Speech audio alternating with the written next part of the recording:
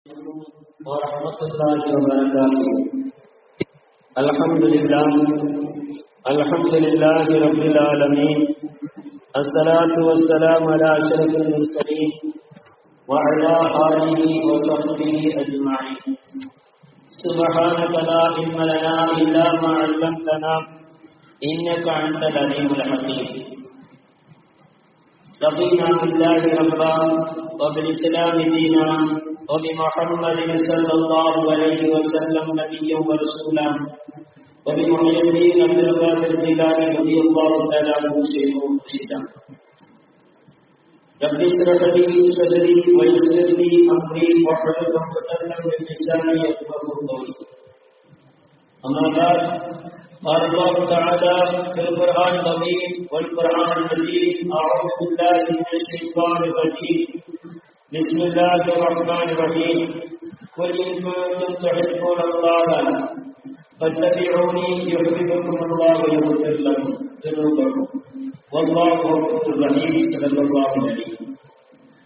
قال نبينا شفيعنا ومولانا مصطفانا محمد صلى الله عليه وسلم: لا يؤمن أحدكم حتى يكون هواه تبعا لما جئت به، أو كما قال عليه الصلاة والسلام. صدق نبينا محمد صلى الله عليه وسلم. الصلاة والسلام عليك يا نبي يا رسول الله. الصلاة والسلام عليك يا حبيبي يا رسول الله. الصلاة والسلام عليك يا شفيعي يا رسول الله. الصلاة والسلام عليك يا نبي يا رسول الله. خذ بيدي كالذي أدركني مرادي يا شفيع المذنبين يا رسول رب العالمين.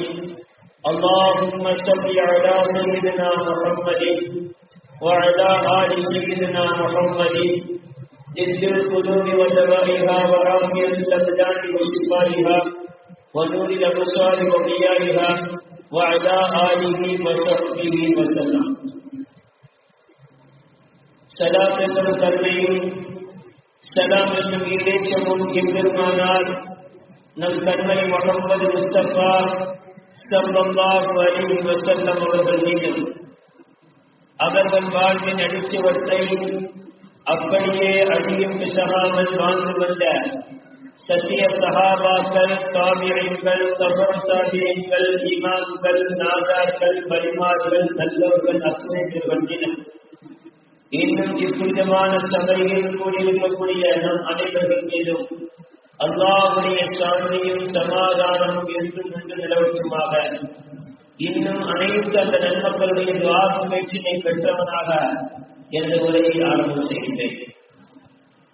அன்பிற்குரிய அல்லாஹ்வின் நல்லடியார்களே, நாம் எல்லாம் ஒரு புனிதமான ஒரு மாதத்தினுடைய இறுதியில் இருக்கின்றோம்.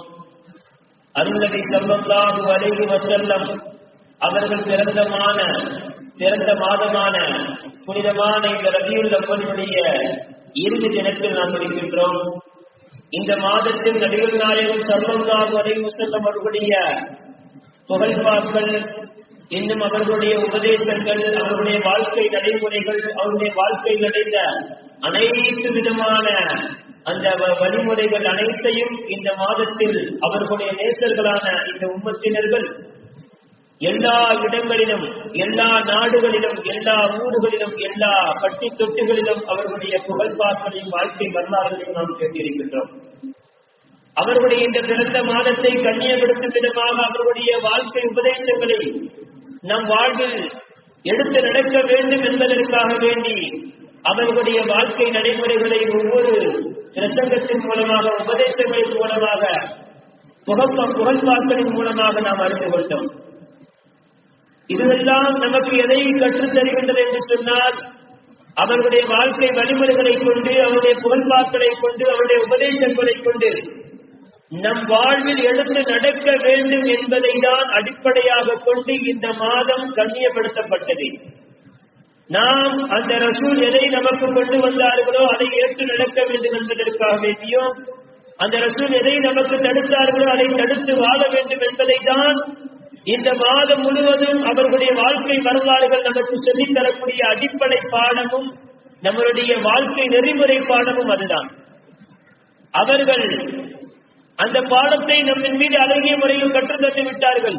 நாம் அதை ஏற்று நடந்தோமா என்பதை இந்த மாதத்தினுடைய இறுதி நாளான இன்றைய தினத்தில் நாம் சிந்திக்க வேண்டும்.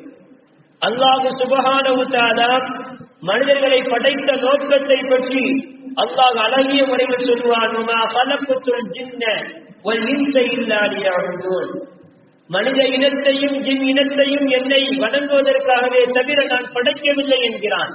மனிதன் படைக்கப்பட்ட நோக்கம் என்னவென்று சொன்னால் அவன் அல்லாஹ்வை வணங்க வேண்டும் என்பதற்காக வேண்டி, வணங்குவதற்கான சில அமல்களை படைத்த நோக்கத்தை பற்றி அல்லாஹ் குர்ஆன்ல சில இடங்கள்ல சொல்லுவான். உதாரணமாக நாம் தொழுகை எடுத்துக் கொள்வோம். கத் அஃப்லஹல் முஃமினூன், மூமின்கள் எல்லாம் வெற்றி பெற்று விட்டார்கள். எப்படிப்பட்ட மூமின்கள்? அல்லதீன ஹும் ஃபீ ஸலாத்திஹிம் காஷியூன், யாருடைய தொழுகையில் பயபக்தியை உள்ளச்சத்தை கொண்டு வந்தார்களோ, இறையச்சத்தை கொண்டு வந்தார்களோ அவர்கள் வெற்றி பெற்ற மூமின்களாக கருதப்படுகிறார்கள். அப்போ தொழுகை கொண்டு வந்த நோக்கம் என்ன? ஒரு மூமினை வெற்றியாளனாக ஆக்க வேண்டும் என்பதை அல்லாஹ் சொல்கிறான். நோம்பை எடுத்துக் கொள்வோம். அல்லாஹ் நோம்பை படைத்ததின் நோக்கத்தை சொல்வான். யா அய்யுஹல்லதீன ஆமனு குத்திப அலைக்குமுஸ் ஸியாமு கமா குத்திப அலல்லதீன மின் கப்லிக்கும் லஅல்லக்கும் தத்தகூன். அல்லாஹ் சுப்ஹானஹு வ தஆலா இந்த நோம்பை உங்களுக்கு முன் சென்ற சமூகத்தினருக்கும் உங்களுக்கும் அல்லாஹ் கடமையாக்கி இருக்கின்றான். உங்களுக்கு மாத்திரம் அதை கடமையாக்கவில்லை, உங்கள் முன் சென்ற எல்லா சமூகத்திற்கும் இந்த நோம்பு கடமையாகி இருக்கிறது, உங்களுக்கும் கடமையாக்கி இருக்கின்றோம். காரணம் தெரியுமா? லஅல்லக்கும் தத்தகூன், உங்களை அதை இறையச்சமுள்ளதாக ஆக்கும் என்கிறான். அப்ப நாம் சிந்திக்க வேண்டும், அமலை படைத்தது நம் உள்ளத்தை பரிசுத்தப்படுத்துவதற்கும் நம்மளை மூமின்களின் வெற்றியாளனாக ஆக்குவதற்கும் என்று அல்லாஹ் குர்ஆன்ல சொல்லி காட்டுகிறான். மனிதனை படைத்த நோக்கத்தை சொல்லும் பொழுது அவனை வணங்க வேண்டும் என்ற நோக்கத்தில், அவனை வணங்க வேண்டும் என்ற எண்ணத்திற்காக வேண்டி அல்லாஹ் படைத்தான் என்கிறான். ஆனால் அல்லாஹ்வுடைய ஹபீபான முஹம்மது முஸ்தபா ஸல்லல்லாஹு அலைஹி வஸல்லம் அவர்களை படைத்த நோக்கத்தையும் அனுப்பிய நோக்கத்தையும் பற்றி அல்லாஹ் சொல்வான். لقد من الله على المؤمنين إذ بعث فيهم رسولا من أنفسهم يتلو عليهم آياته ويزكيهم ويعلمهم الكتاب والحكمة. அந்த ரசூலை அனுப்பியதின் நோக்கத்தை பற்றி, படைத்ததின் நோக்கத்தை பற்றி அல்லாஹ் சொல்வான். உங்களுக்கு மத்தியில் ஒரு பேர் அருள் வந்திருக்கின்றது, ஒரு மிகப்பெரும் அருள். அந்த அருள் எப்படிப்பட்ட அருள் தெரியுமா? உங்களிடத்தில் குர்ஆனை ஓதி காண்பிப்பார்கள். ஒரு ஹிக்மா, நுணுக்கங்களை, அதில் உள்ள நுணுக்கங்களை, வாழ்க்கை நெறிமுறைகளை உங்களுக்கு கற்றுத் தருவார்கள். உங்கள் உள்ளத்தை அவர்கள் பரிசுத்தப்படுத்துவார்கள் என்று நபியினுடைய அந்த அனுப்பிய நோக்கத்தை அல்லாஹ் சொல்லி காட்டுகிறான். அப்போ நாம எதற்கு படைக்கப்பட்டோம்? அல்லாஹ்வை வணங்குவதற்கு. அந்த வணங்குவதற்கான அமல்கள் எதற்கு படைக்கப்பட்டது? நம்மை பரிசுத்தப்படுத்துவதற்கு, நம்மை வெற்றியாளனாக ஆக்குவதற்கு. அதே சமயத்தில் அந்த ஹதீஸை எதற்கு அல்லாஹ் படைத்தான் சொல்லும் பொழுது நம்மை நேர்வழி காட்டுவதற்காக வேண்டி, நம்மை சீர்படுத்துவதற்காக வேண்டி, நம்முடைய வாழ்க்கை நெறிமுறைகளை அழகுபடுத்துவதற்காக வேண்டி படைத்தோம் என்று அல்லாஹ் சொல்லி காட்டுகிறான்.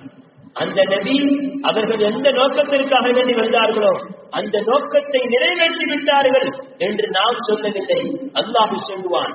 அவங்க எதுக்காக வந்தாங்க? ஒரு மனிதனை நேர்வழிப்படுத்துவதற்கு, ஒரு மனிதனுடைய வாழ்க்கையை நெறிப்படுத்துவதற்காக வேண்டி, அழகிய முறையில் வாழ்வதற்கு என்னென்ன வழிவகுப்பெல்லாம் இருக்கின்றதோ அது அனைத்தும் கற்றுத்தருவதற்கு தான் அனுப்பினான் என்று அல்லாஹ் சொல்லுகிறான். அவர்கள் நமக்கு கற்று தந்து விட்டார்கள் என்றும் அல்லாஹ் சொல்லுகிறான். அல்யௌம அக்மல்து லக்கும் வ அத்மம்து அலைக்கும் நிஅமதி வ ரதீது லக்கும் அல் இஸ்லாம் தீனா. இந்த இஸ்லாம் என்ற இந்த மதத்தை, இந்த மார்க்கத்தை நாம் பொருந்திக் கொண்டோம், அது பரிபூர்ணப்படுத்தி விட்டோம் என்று அல்லாஹ் சொல்லுகிறான். ஒரு பொருள் பரிபூர்ணப்படுத்த வேண்டும் என்று சொன்னால் அந்த பொருள் முழுமைப்படுத்தப்பட்டால் மாத்திரமே அது பரிபூர்ணப்படுத்தப்படும். ஒரு பொருள், ஒரு கம்பெனியிலிருந்து ஒரு பைக் ரிலீஸ் ஆக்குறானா அரைமுறை அந்த பைக்கை ரிலீஸ் ஆக்க முடியுமா? அந்த பைக்குக்கான எல்லா இயந்திரங்களும் பொருத்தப்பட்டு அது முழுமைப்படுத்தப்பட்டால் மாத்திரமே அது அறிமுகப்படுத்தப்படும். அப்போ இந்த இஸ்லாம் என்ற இந்த மார்க்கமாக அல்லாஹ் பொருந்திக் கொண்டார் என்று சொன்னால் இந்த மார்க்கம் முழுமைப்படுத்தப்பட்டது அதனால் நான் பொருத்திக் கொண்டு நல்லா சொல்றான். முழுமைப்படுத்தப்பட்டது என்று சொன்னால் அந்த மார்க்கத்தில் நேர்வழி காட்ட வந்த அந்த ரசூல் இந்த மார்க்கத்தின் பக்கம் ஒரு மனிதன் மீள வேண்டும் என்று சொன்னால், நேர்வழி வர வேண்டும் என்று சொன்னால் அதில் உள்ள அனைத்து வழிமுறைகளையும் நமக்கு கற்றுத் தந்து விட்டார்கள் என்று அல்லாஹ் சாட்சியாக இருக்கின்றான். இப்ப நாம சிந்திக்கணும். ரபீலோடு இறுதி வந்துட்டோம். 29 நாடு, கிட்டத்தட்ட 30 நாளும் அல்லாஹ்வுடைய தூதருடைய வரலாறுகளை கேட்காத அந்த செவியர்கள் யாரும் இருக்க மாட்டாங்க. அதை செவியுற்றவர்கள் எல்லாருமே இருப்பாங்க. அதை பற்றி புகழ்ந்த அந்த நாவுகள் இல்லாமல் இருக்காது. அவருடைய நேசர்கள் அத்தனை பேர்களும் அந்த நபியின் மீது புகழ்பாக்களை புகழ்ந்து அந்த நபியினுடைய வாழ்க்கை வரலாறுகளை கேட்டு அதனை அந்த நபியினுடைய நன்மை சேர்க்கும் விதமாக சில நன்மையான காரியங்கள் அதிகமாக அவருடைய நேசர்கள் இந்த மாதத்துல செஞ்சாங்க. ஆனா அதுவெல்லாம் நோக்கம் இல்லை, அதுவெல்லாம் இங்க பெருசு கிடையாது. அதான் இரண்டாவது. ஆனா அந்த நபி வந்த நோக்கத்தை நாம் நிறைவேற்றி விட்டோமா? அவர்கள் நம்மை நேர்வழிப்படுத்துவதற்காக வேண்டி வந்தார்கள், நம்மை சீர்படுத்துவதற்காக வேண்டி வந்தார்கள், நம் உள்ளங்களை பரிசுத்தப்படுத்துவதற்காக வேண்டி வந்தார்கள். உங்கள் உள்ளங்களை நீங்கள் தட்டி கேளுங்கள், நாம பரிசுத்தமா ஆயிட்டோமா? அந்த நபி எதை கொண்டு வந்தார்களோ அதை ஏற்று நடந்தாமா? அந்த நபி எதை தடுத்தார்களோ அதை தடுத்து வாழ்ந்தோமா? அல்லாஹ் அழகாக சொல்லுவான், நபி வந்த நோக்கத்தை சொல்லி நபி வந்த நோக்கத்தையும் அவர்கள் இந்த சமூகத்திற்கு மத்தியில் அவர்கள் எதையெல்லாம் செய்கின்றார்களோ அதையெல்லாம் ஏற்று நடக்க வேண்டும் என்பதற்காக அல்லாஹ் ஒரு ஆயத்தில் சொல்லுவான், அந்த நபி உங்கள்கிட்ட எதை கொண்டு வந்தார்களோ அதை ஏற்று நடக்க வேண்டும். அவர்கள் எதை உங்களிடத்தில் தடுத்தார்களோ அதை தடுத்து வாழ வேண்டும். பத்தகுல்லா, அல்லாஹ் அஞ்சிக் கொள்ளுங்கள். இதில் கொஞ்சம் சதவீதம் இருந்தாலும் அல்லாஹ்வுடைய பிடி உங்கள் மீது இருக்கின்றது என்பதை இந்த ஆயத்தில் அல்லாஹ் சூசகமாக பல கருத்துக்களின் வழியாக அல்லாஹ் நமக்கு சொல்லுவான்.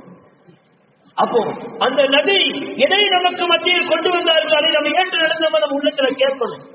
குர்ஆன்ல அல்லாஹ் 3 விஷயங்களை சேர்த்து சொல்லி வருவான். அதுல ஒண்ணு வாகீமு ஸலாத்த வாத்து ஸகாத். இப்னு அப்பாஸ் ரலியல்லாஹு தஆலா சொல்வாங்க, இந்த 3 விஷயத்துல எதை விட்டாலும் ஒண்ணு விட்டாலும் ஒண்ணு அல்லாஹ் ஏத்துக்க மாட்டான். 2 காரியங்கள், அதுல ஒண்ணு விட்டாலும் இன்னொன்னு அல்லாஹ் ஏத்துக்க மாட்டான். அதுல ஒண்ணு என்ன? வாகீமு ஸலாத்த வாத்து ஸகாத். கிட்டத்தட்ட குர்ஆன்ல 9 இடங்களுக்கு மேல அல்லாஹ் சொல்றான். 9 இடங்களுக்கு மேல அல்லாஹ் சொல்றான், தொழுகையை நிலைநாட்டுங்கள், ஜக்காத்தை கொடுங்கள். இதுல எதையும் நம்ம குறை வச்சாலும் இன்னொன்னு நிறைய இருந்தா அல்லாஹ் அது குறையாதான் பார்ப்பான். 2வது அனிஷ்குர்லி வழிபாடுடைய, எனக்கு நன்றி செலுத்துங்க, எனக்குள்ள கடமைகளை நீங்க நிறைவேற்றுங்க, அதே சொல்லிட்டு ஒரு வாழ்வீங்க, உங்கள் பெற்றோர்களுக்கு நீங்க உபகாரம் செய்யுங்க. இன்னொரு தளத்தில் வாழ்வதல்லா திசைக்கு நீங்க செய்யும் உங்கள் வாழ்க்கைய ஹசானா, அல்லாஹ்வை நீங்கள் வணங்குங்கள், அதற்கு எதையுமே இணை வைக்கிறார்கள் என்று அல்லாஹ் சொல்லுவான். உங்கள் வாழ்க்கைய ஹசானா, உங்கள் பெற்றோர்களுக்கு உபகாரம் செய்யுங்க. அப்போ அல்லாஹ்வுக்கு செய்ய வேண்டிய கடமைகளை செஞ்சுட்டு நாம பெற்றோர்களுக்கு உபகாரம் செய்யணும். இதில் எதை விட்டாலும் அது குறைபாடாக அல்லாஹ் கணிக்கப்படும். 3வது அல்லாஹ் சொல்லுவான், அல்லாஹ்வுக்கும் கட்டுப்பட வேண்டும், அல்லாஹ்வுடைய ரசூலுக்கும் கட்டுப்பட வேண்டும். குர்ஆன்ல ஒரு வார்த்தை ஒரு முறை வந்தாலே அதை நம்ம மீது பின்பற்றுவது, நம் வாழ்க்கையில் அதை கொண்டு வருவது நம்ம மீது கட்டாய கடமை. ஆனா அப்படிப்பட்ட அந்த வேதத்துல ஒரு வார்த்தையை திரும்ப திரும்ப திரும்ப திரும்ப சொன்னா அதனுடைய வேல்யூ என்ன, அதனுடைய தாக்கம் என்ன என்பதை நாம் சிந்திக்க வேண்டும். 13 இடங்கள் அல்லாஹ் அல்லாஹ்வுக்கு கட்டுப்படுங்கள், அல்லாஹ்வுடைய ரசூலுக்கு கட்டுப்படுங்கள் என்று அல்லாஹ் சொன்னான். அந்த வார்த்தையுடைய தாக்கத்தை நாம் விளங்க வேண்டும். இதில் அல்லாஹ்வுக்கு மட்டும் கட்டுப்படுங்க, அல்லாஹ்வுடைய ரசூலுக்கு நான் கட்டுப்பட மாட்டேன்னு சொன்னா அவன் காபிராகி விடுவான். அல்லாஹ் குர்ஆன்ல சொல்லுவான், குல் இன் குன்தும் துஹிப்பூன அல்லாஹ ஃபத்தபிஊனி யுஹிப்புக்குமுல்லாஹு வயக்ஃபிர் லக்கும். அல்லாஹ்வை யாராவது பிரியப்பட விரும்புகிறீர்களா? அல்லாஹ் உங்களை பிரியப்படுத்த நாடுகிறீர்களா? இல்ல நீங்க அல்லாஹ் நேசிக்க நாடுகிறீர்களா? நபியை நீங்க சொல்லுங்க, ஃபத்தபிஊனி, என்ன பின்பற்றணும் சொல்லுங்க. என்ன பின்பற்றினாதான் ஃபத்தபிஊனி யுஹிப்புக்குமுல்லாஹ், அல்லாஹ் உங்களை பிரியப்படும். வயக்ஃபிர் லக்கும், உங்களுடைய பாவங்களையும் அல்லாஹ் மன்னிப்பான் இவர்களை பொறுத்தார். அப்போ நாம் சிந்திக்க வேண்டும், நபியை நாம் முழுமையாக பின்பற்ற வேண்டும். அந்த நபிக்கு நாம் மாறு செய்தால், அந்த நபி கொண்டு வந்தவைகளை நாம் எடுத்து நடக்கவில்லை என்று சொன்னால், அந்த நபி தடுத்தவைகளை நாம் அதை எடுத்து வாழ்ந்தோம் என்று சொன்னால், அல்லாஹ் நம் பாவத்தை மன்னிக்க மாட்டான், அல்லாஹுடைய பிரியம் நம்மின் மீது கிடைக்காது என்பது நிதர்சனமான உண்மை என்பதை நாம் சிந்திக்க வேண்டும். சஹாபாக்களுடைய வாழ்க்கை வரலாறுகளை நாம் எடுத்து பார்க்கிறோம். நபியினுடைய வார்த்தைகளை தன் வேத வாக்காக எடுத்துக்கொண்டவர்கள், நபியினுடைய அந்த ஒவ்வொரு செயல்களையும் தன் வாழ்க்கையில் எல்லா நிலையிலும் எடுத்து நடக்க வேண்டும் என்பதற்காக வேண்டி தன் உயிரையும் துச்சமாக கருதியவர்கள். நபியினுடைய சொல் அதுதான் நம்முடைய உயிர் என்று உயிர் மூச்சாக வாழ்ந்தவர்கள் சஹாபாக்கள். இன்னைக்கு ரசூலுல்லாஹ்வுடைய உபதேசங்கள் நாம கேட்கிறோம், அவர்களுடைய எல்லா விதமான அந்த உபதேசங்கள், வாழ்க்கை நெறிமுறைகள் எல்லாத்தையும் நம்ம தெரிஞ்சு வச்சிருக்கிறோம். தெரிஞ்சுக்கிட்டு இந்த காலத்துல அதெல்லாம் சாத்தியமா, இந்த காலத்துல அதெல்லாம் சாத்தியமா அப்படின்னு நம்ம அலட்சியப்படுத்துகின்றோம். அப்ப நாம சிந்திக்க வேண்டும். உதாரணமாக அல்லாஹ்வுடைய ரசூலுடைய காலத்துல இருந்த மாதிரி நாம இருக்க முடியுமா? அது இந்த காலகட்டத்தில் சாத்தியம் இல்லை என்று நபியினுடைய வார்த்தைகளை நாம் அலட்சியப்படுத்துகின்றோம். அதுல ஒன்று ஒளிந்திருக்கின்றது. நபியினுடைய வார்த்தைகள் இந்த காலத்துக்கு பொருந்தவில்லை என்ற ஒரு சூச்சகமான கருத்தை நாம சொல்றோம். அல்லாஹ் பாதுகாக்க வேண்டும். நபியினுடைய வார்த்தைகளும் சரி, குர்ஆனும் சரி, கியாமத் வரை அதை பிரதிபலித்துக் கொண்டே இருக்கும். ஆனால் நபி அன்றைய சொன்ன விஷயங்கள் இந்த காலகட்டத்தில் பின்பற்ற முடியாதுன்னு ஒருத்தர் சொன்னா, இந்த காலகட்டத்தில் அதெல்லாம் சாத்தியம் இல்லை அப்படின்னு சொன்னா, நபி ஸல்லல்லாஹு அலைஹி வஸல்லம் இந்த காலத்திற்கு தோல்வாக எதையும் சொல்லவில்லை, அவர்களுக்கு தெரியவில்லை என்று சொல்லக்கூடிய ஒரு நிலை வந்துவிடும். அல்லாஹ் நம்மை பாதுகாக்க வேண்டும். அப்போ நபிகள் நாயகம் ஸல்லல்லாஹு அலைஹி வஸல்லம் எதை நமக்கு ஏவினாலும் சரி, நம் உயிரே போனாலும் அதை ஏற்று நடக்க வேண்டும். எதை தடுத்தாலும் சரி, நம் உயிர் போனாலும் அது ஒரு பொழுது எடுத்து நடக்கக்கூடாது என்ற வைராக்கியத்தில் வாழ்ந்தவர்கள் சஹாபாக்கள். ஒரு முறை நபிகள் நாயகம் ஸல்லல்லாஹு அலைஹி வஸல்லம் ஹந்தக்கு போர்ல அகல் தோண்டிக்கிட்டு இருக்கிறாங்க. கடுமையான கஷ்டங்கள். குழி தோண்டுறது சாதாரண ஒரு வேலை இல்லையே, எவ்வளவு கஷ்டமான ஒரு வேலை. அந்த குழியை கிட்டத்தட்ட 10 நாளுக்கு மேலாக தோண்டிட்டு இருக்கிறாங்க. கடுமையான சஹாபாக்களுக்கு சோர்வு, உடம்பு வலி, பசி பட்டினியான ஒரு நிலைமை, உணவு இல்லாத ஒரு நிலைமை. இன்னைக்கு நாமெல்லாம் வந்து உணவு இசரா பார்க்கிறோம். அல்லாஹ் பாதுகாக்க வேண்டும். நபிகள் நாயகம் ஸல்லல்லாஹு அலைஹி வஸல்லம் அவர்கள் காலகட்டத்தில் சஹாபாக்கள் 3 நாட்களாக தொடர்ந்து நல்ல உணவு சாப்பிடுறாங்க. எந்த சஹாபாக்களும் வரலாறையும் பார்க்க முடியாது. அந்த அளவுக்கு அவங்களுடைய வாழ்க்கை கூட பசி பட்டினியாகவே அல்லாஹ் வழங்கி வந்தார்கள். இன்னைக்கு நாம ரிஸ்க் வீணாக்கக்கூடிய நிலையில் அல்லாஹ் பாதுகாக்க வேண்டும். அப்போ நபிகள் நாயகம் ஸல்லல்லாஹு அலைஹி வஸல்லம் பசி பட்டினியான அந்த காலகட்டத்துல கடுமையான வேலையில சஹாபாக்கள் சோர்விட்டு இரவு நேரத்துல உறங்குகிறார்கள். அந்த சமயத்துல கடுமையான குளிர் எப்படி இருக்கும்? உடல் வலி இல்லாத நேரத்துல, போர்த்த துணி இல்லாத நேரத்துல, கடுமையான குளிர்ல எதையும் ஒரு தூக்கத்தை, ஆழ்ந்த தூக்கம் வரக்கூடிய நேரத்துல இது போன்ற இடங்கள்லாம் இருக்கும்போது நம்முடைய நிலைகள்லாம் எப்படி இருக்கும்? கொஞ்சம் அப்படியே அதாவது அந்த ஹந்துக்கு போது நடக்கக்கூடிய அந்த இடத்துக்கு நம்ம போய் சிந்திக்கணும். ஒரு கற்பனை உலகத்தை நாம தோண்டிக்கணும். இப்படி வெளிப்படையா பார்த்தா தெரியாது. அந்த நேரத்துல எப்படி இருக்கும் நம்ம சிந்தனைகளை கொண்டு வந்து பாருங்க. உள்ளங்கள் நாம் உருவும். நபிகள் நாயகம் ஸல்லல்லாஹு அலைஹி வஸல்லம் சிறிய சஹாபாக்களை அழைக்கிறாங்க. எல்லா சோழர்களும் நடந்துட்டு இப்படியே தோண்டி சென்ற வேலை நடக்காது. எதிரிகளுடைய உள்ளத்துல என்ன இருக்குன்னு நாம தெரிஞ்சுக்கணும். எதிரிகளுடைய நிலைகளை பற்றி நாம் அறிய வேண்டும். அதனால எதிரியுடைய கூடாரத்துல போய் இந்த செய்திகளை பரிமாறிக்கொள்ளக்கூடிய ஒரு நபர் வேண்டும். யாரு எழுந்திருக்கிறீங்க அப்படின்னு எல்லா சஹாபாக்களும் அமைதியாக இருக்கிறாங்க.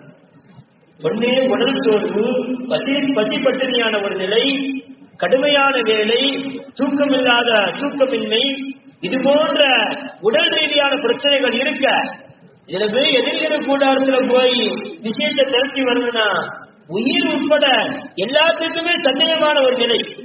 நபிகள் நாயகம் ஸல்லல்லாஹு அலைஹி வஸல்லம் ஹுதைஃபத்துல் யமான் ரலியல்லாஹு தஆலா அவர்களை ஏவுகிறார்கள். நபிகள் நாயகம் ஸல்லல்லாஹு அலைஹி வஸல்லம் யா ஹுதைஃபத்துல் யமான் இந்த கைக்கில செய்யறாங்க. ஆமன்னா செல்லவன் எதையுமே சொல்லல. நபிகள் நாயகம் ஸல்லல்லாஹு அலைஹி வஸல்லம் சொல்லிட்டாங்க. போறாங்க, எதிரிகள் கூடாரத்துக்கு போறாங்க. எதிரிகள் கூடாரத்துல போய் அங்க அபூ சுஃபியான் ரலியல்லாஹு தஆலா அன்ஹு அவர்கள் ஆரம்ப காலத்துல மக்காவினுடைய காபிர்களுடைய தலைவர்களாக இருந்தார்கள். அவங்க ஒரு சபையை கூட்டி வச்சு பேசுறாங்க. அந்த கூட்டத்துல இவங்க இருக்கிறாங்க, இவங்க தெரியாம இருக்கிறாங்க. அபூ சுஃபியான் ரலியல்லாஹு தஆலா அன்ஹு அவர்கள் கேட்கிறார்கள். பின்னாடி இஸ்லாத்தை ஏற்றுட்டாங்க. அவங்க கேட்கிறாங்க, ஏதாவது எதிரிகள் இருந்து யாரும் உள்ள நுழைஞ்சிருக்கிறாங்களா அப்படின்னு சொன்ன உடனே அந்த கூட்டத்தில் இருந்த அனைத்து பேர்களும் பார்க்கிறாங்க. இவங்க ஹுதைஃபத்துல் யமான் ரலியல்லாஹு தஆலா அன்ஹு கொஞ்சம் அறிவுள்ள ஆளு, அவங்க கொஞ்சம் நுணுக்கம் தெரிஞ்ச ஆளு. பக்கத்துல இருந்து ஒரு ஆளை பார்த்து, மன்னன் நீ யாருப்பா, நீ இந்த ஊர் தானப்பா அப்படின்னு இவர்களை கேள்வி கேட்பதற்கு முன்னால் இவர்கள் 100 பக்கத்துல இருந்து இன்னொரு மனிதரை கேள்வி கேட்டு எல்லாருடைய கவனத்தையும் திசை திருப்பிட்டாங்க. அப்போ உடனே நபிகள் நாயகம் ஸல்லல்லாஹு அலைஹி வஸல்லம் அந்த விஷயங்களை திரட்டுகிறார்கள். அபூ சுஃபியான் ரலியல்லாஹு அன்ஹு சொல்கிறார்கள், போர் நீண்டுகிட்டே, அதாவது இந்த அகல் நீண்டுகிட்டே போகுது, நாம இப்படி தோண்டிக்கிட்டு இருக்காங்க அவங்க, நம்ம அவங்ககிட்ட போர் செய்ய முடியாது, இயற்கை சூழல்கள் மாறிவிட்டது, புயல் காற்று மழை போன்ற இடைஞ்சல்கள் நம்ம இடத்துல வந்து விட்டது, நாம திரும்பி போறது தவிர வழி இல்லை அப்படின்னு அவங்க கூட பேசிக்கிட்டு இருந்த இந்த விஷயத்த இவங்க அப்படியே எடுத்து கொண்டு வராங்க. நபிகள் நாயகம் ஸல்லல்லாஹு அலைஹி வஸல்லம் அவர்களுக்காக வேண்டி காத்துக் கொண்டிருக்கிறார்கள். எப்படிப்பட்ட நிலையில் அல்லாஹ்விடத்தில் வணங்கியவர்களாக, அல்லாஹ்வை தொழுதவர்களாக வணங்கிக் கொண்டிருக்கிறார்கள்.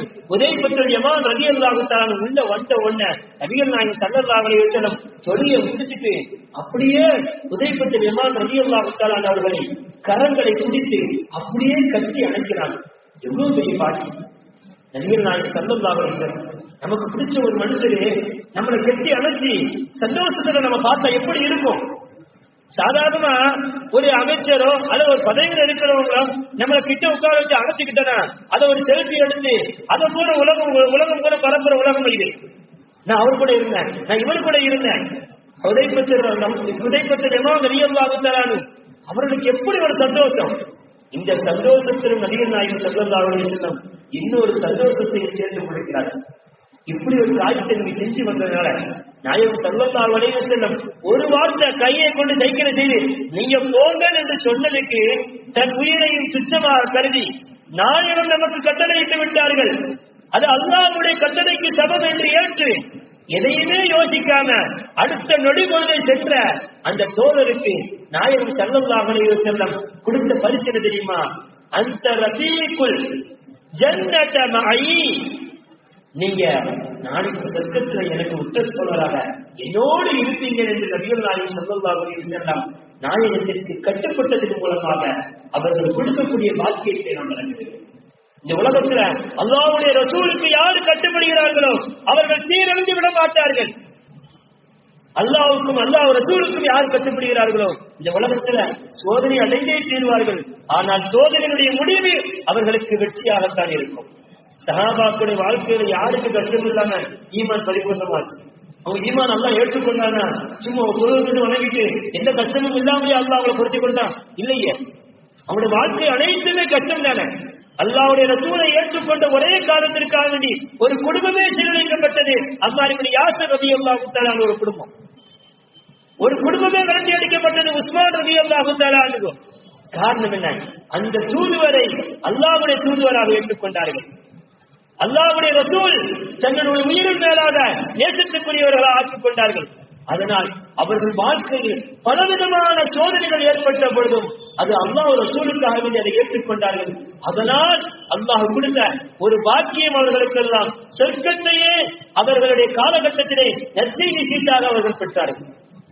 நாம் சிந்திக்க வேண்டும். நபிகள் நாயகம் ஸல்லல்லாஹு அலைஹி வஸல்லம் அவர்கள் நமக்கு எதை ஏவுகிறார்களோ அதை பின்பற்ற வேண்டும்.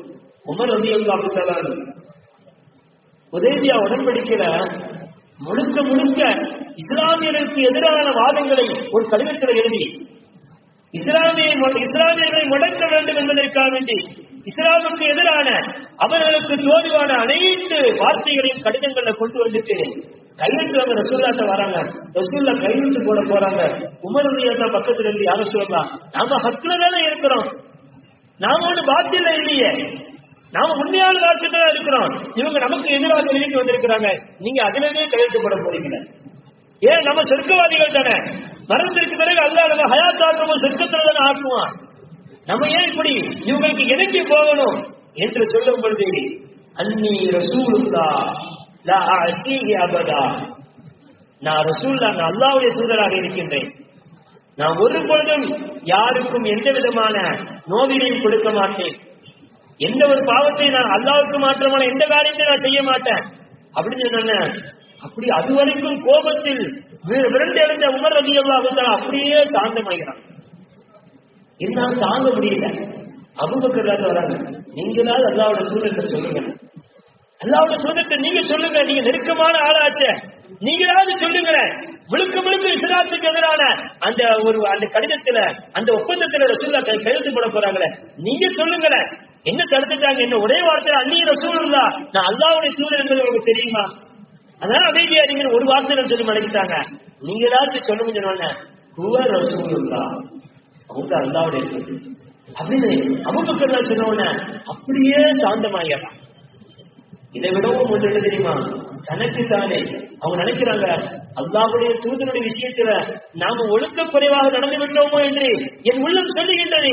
அதற்காக வேண்டி என் ஆயுளில் நான் எப்பொழுதுதான் சக்தி பெறுகின்றனோ அந்த சக்தி பெற்ற அந்த தர்மத்தில் நான் நோன்பு நோற்பேன், இரவெல்லாம் அல்லாஹ்வின் பாதையில். இதற்காக வேண்டி சுஜூதில் கிடந்து அல்லாஹ்விடத்துல பாவம் மன்னிப்பை தேடுகின்றாங்க. அந்த ஒரு நொடிப்பொழுது இஸ்லாத்திற்காக யார சொல்ல ஏன் கையெழுத்து போடுறீங்கன்னு நான் கேட்டது எனக்கு அதவு குறைச்சலா தெரியுது. ரசூல் சொல்லாரு, நான் ரசூல் உங்களுக்கு தெரியலையா அப்படின்னு சொன்னது எனக்கு ஒரு மாதிரியா இருக்குது. இதற்கு தண்டனையாக என் வாழ்நாள் முழுவதிலும் நான் சக்தி பெற்ற நேரம் எல்லாம் நோம்பு நோக்குவேன், சக்தி பெற்ற நேரம் எல்லாம் இரவு சுஜூதில் இருந்து அல்லாஹ்விடத்தில் இதற்கான பாவ மன்னிப்பை தேடுவேன் என்று சொன்னார். என்றால் நாம் சிந்திக்க வேண்டும், அல்லாஹ்வுடைய தூதரையும் அல்லாஹ்வுக்கும் எந்த அளவுக்கு அந்த நாதாக்கள் கட்டுப்பட்டு வாழ்ந்தார்கள் என்பதை நாம் சிந்திக்க வேண்டும்.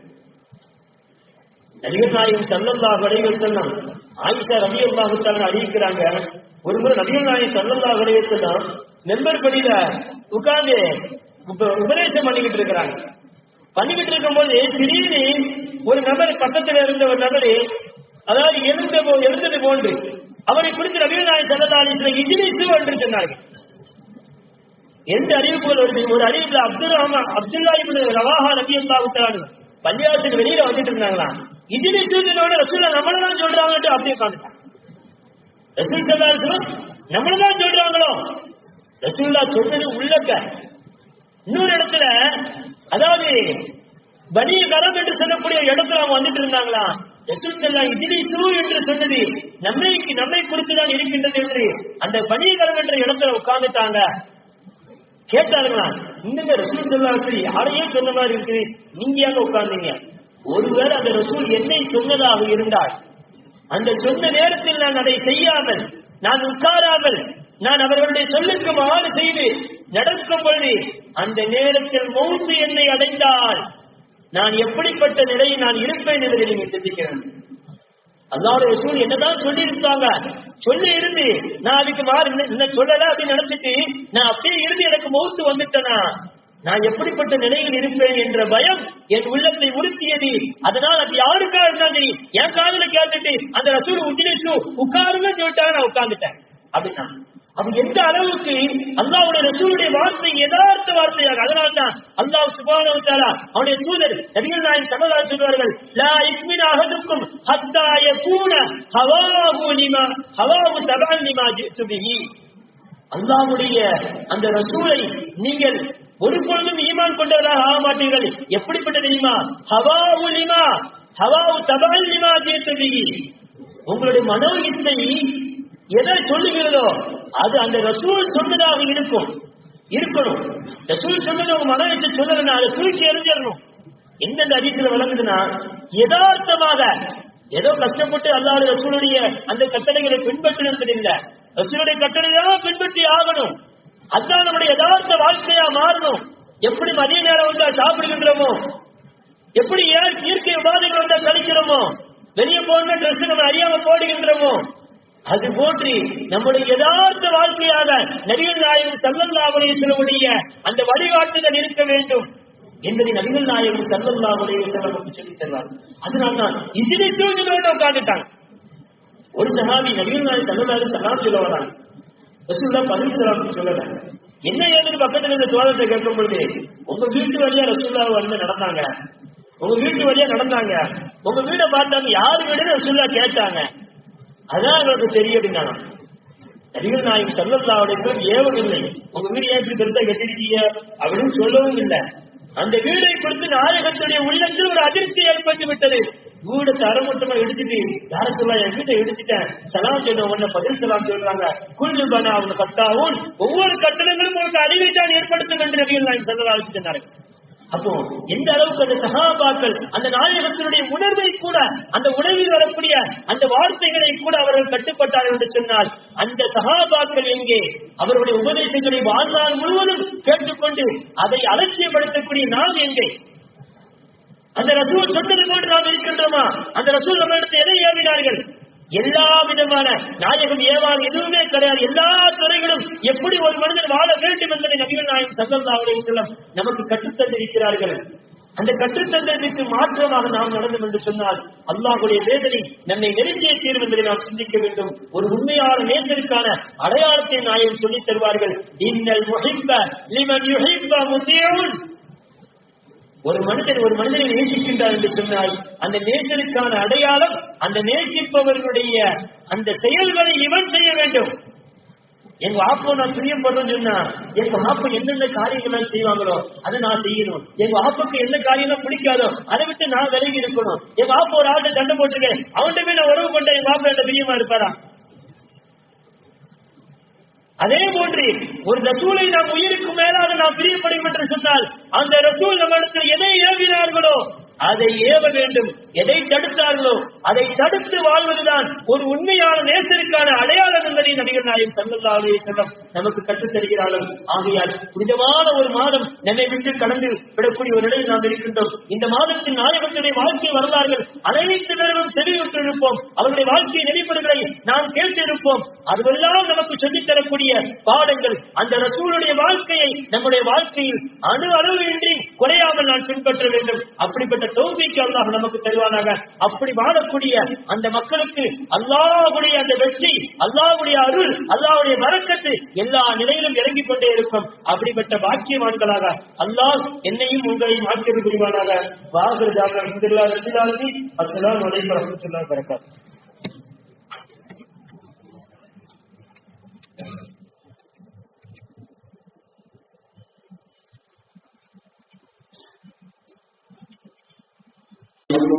warahmatullahi wabarakatuh. Alhamdulillahi rabbil alamin. Assalatu wassalamu ala asyrafil mursalin wa ala alihi wa sahbihi ajma'in. Subhanaka la ilma lana